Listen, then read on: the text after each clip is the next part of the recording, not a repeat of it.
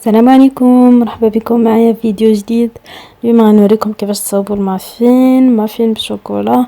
كيجي زوين بزاف. انا غنعطيكم الوصفه الحقيقيه ديال المافين اللي تيجي بها بحال او احسن كاع من هذاك اللي كيتباع في الزنقه. يلا خليكم معايا.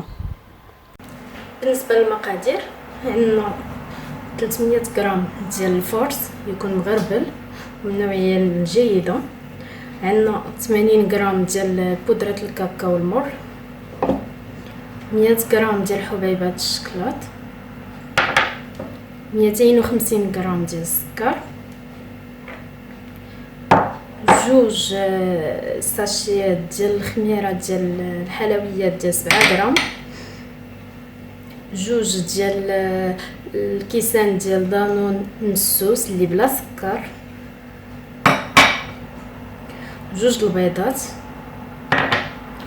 100 غرام ديال الزبده اللي تكون مذوبه. بالنسبه لهاد المافين كيخصهم شويه ديال التركيز، لان ماشي بحالهم بحال اي كيك ولا الكاب كيك ولا اي، ماشي الخليط ديالهم ولا الطريقه باش كتخلطوهم ماشي بحال الكيك العادي نهائيا، يعني خاصهم شويه ديال التركيز. تنبداو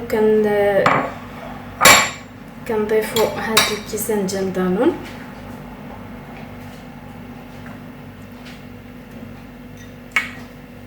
تنديروا معاهم هاد جوج بيضات، نبداو كنخلطوا.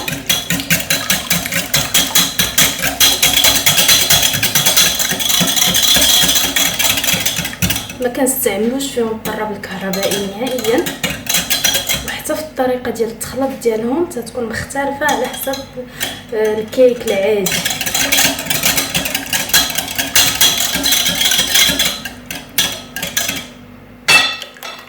كنخلطوا المكونات اللي كيكونوا سائلين بوحديتهم،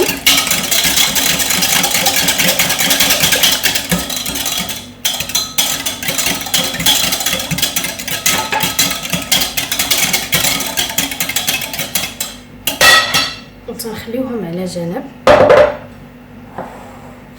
وتنخلطوا المكونات اللي تيكونوا ناشفين بوحديتهم.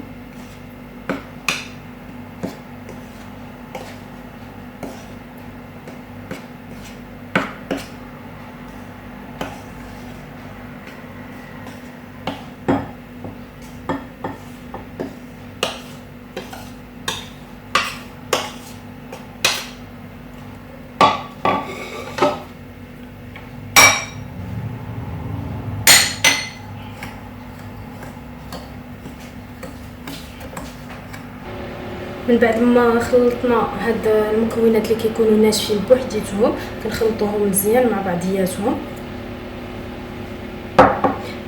كناخذوا في الاول غير شويه من هادو وتنخلطوهم مزيان مع هاد الخليط.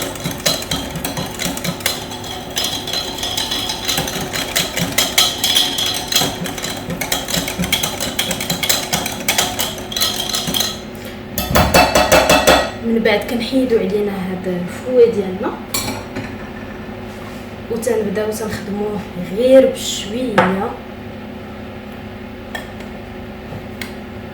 ولكن ما خصوش يتخلط، يعني ما خصوش يتخلط بزاف عاوتاني باش تيطلعوا لنا، يعني كنخلطوا عادي بطريقه عاديه ولكن بشويه، غير بحال الا كنرطبوا هذا العجين ماشي تنخدموه.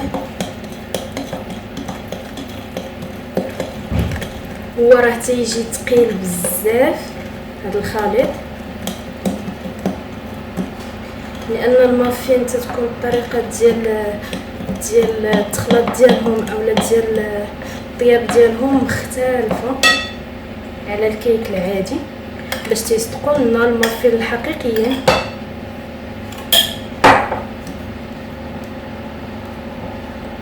كنكملوا على هذه العمليه غير بشويه. ملي كيبدا كيتقال ما تنبقاوش تنخلطو، كنبقاو غير كنديروا غير هذه العمليه هذه غير بحال الا كنرطبوه غير بهذه الطريقه حتى كنساليوه.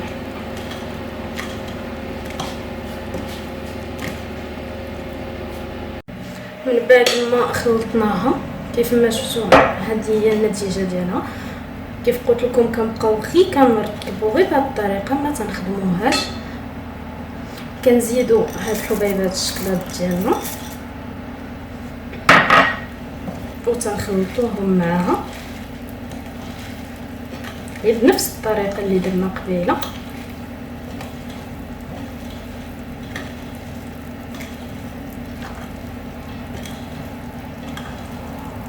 يعني الا تبعتوا معايا هاد الخطوات كاملين كونوا متاكدين بلي غادي يصدقوا لكم المافين الحقيقيين وكيجيو زوينين بزاف. يعني خصكم تجربوهم.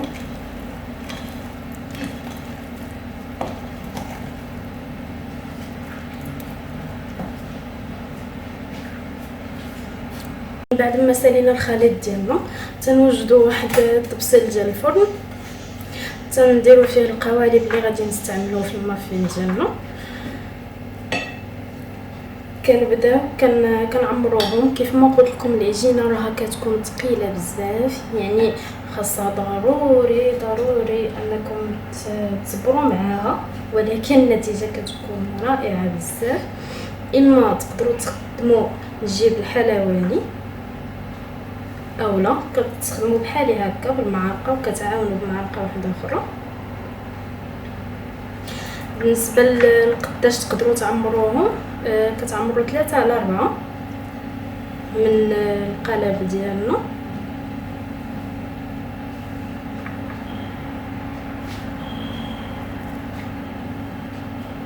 لانهم تيتنفخوا تيطلعوا باش يلاه تيجيونا هما هادوك وما تيفيدوناش. كنبقاو على نفس هاد العمليه.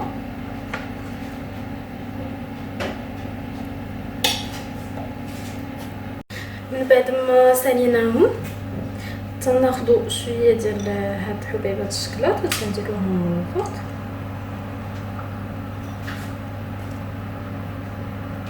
تقدروا ديروا اللي بغيتو من الفوق. انا تيعجبني الشكل اللي كيعطيو ملي تنديرهم من الفوق. تقدروا ديروا اللوز، تقدروا ديروا الكركاع، تقدروا ديروا اي حاجه بغيتوها. تقدروا ديروا حتى حبيبات الشكلاط بويض تيعطيو واحد الشكل زوين.